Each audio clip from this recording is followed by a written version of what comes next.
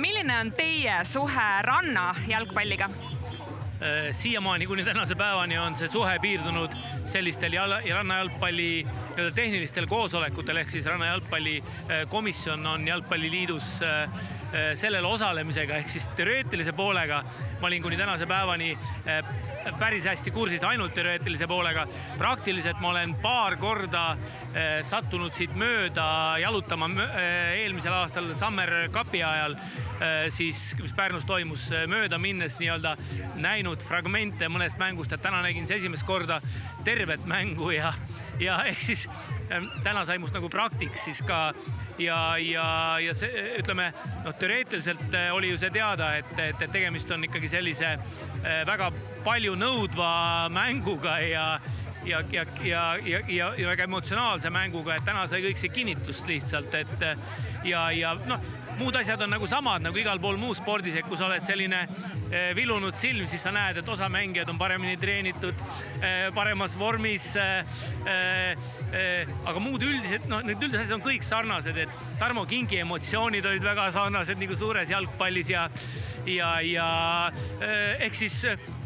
ma ütleks, et see on tõesti küllaltki selline omapärane tõsine sport, et võib-olla selline, mingi nurga alt selline nagu kaasaegne või selline, mille nagu, kuidas öelda, võib-olla nagu mingid sügavamaid selliseid juuri nagu inimese hinge ei lähe võib-olla nagu suurel jalgpallil või selliseid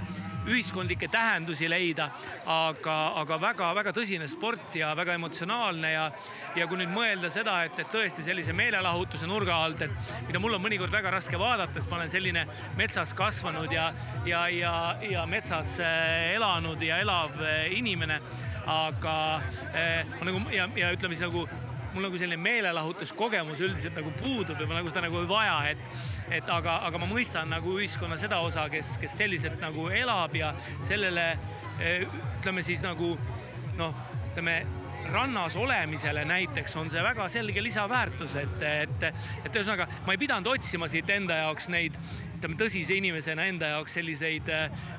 puutepunkte, et mulle meeldis lihtsalt see, mis ma nägin. Kas teil oleks, ma ei tea, kas tõsiseid või pooltõsiseid selliseid näpunäiteid või soovitusi rannajalgpalli korraldustiimile? Korralduslikult ma nüüd ei oska siin küll midagi ette heita, et see on ikkagi väga hästi paika pandud. No vot, see oli nüüd küll 10-sse,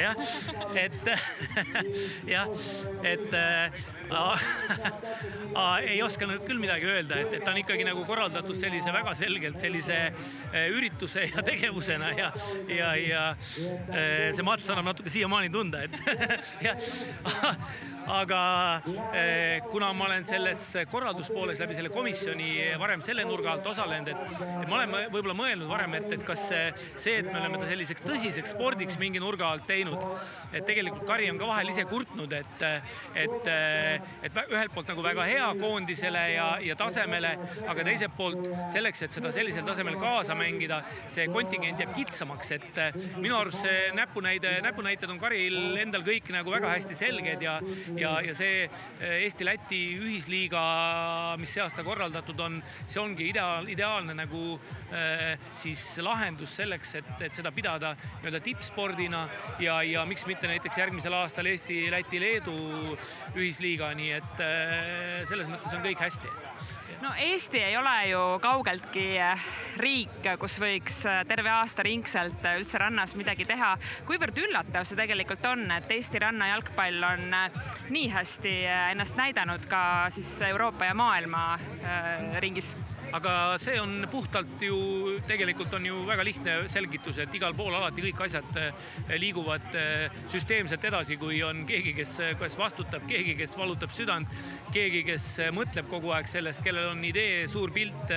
ja kes suudab seda ka ellu viia, et siin ongi vastus väga lihtne, et kuna Karil on see südameasi olnud, sellepärast see toimib, et ega siin muud mingit võluvahendit või vahendit ei ole, üks Kari ja kogu lugu.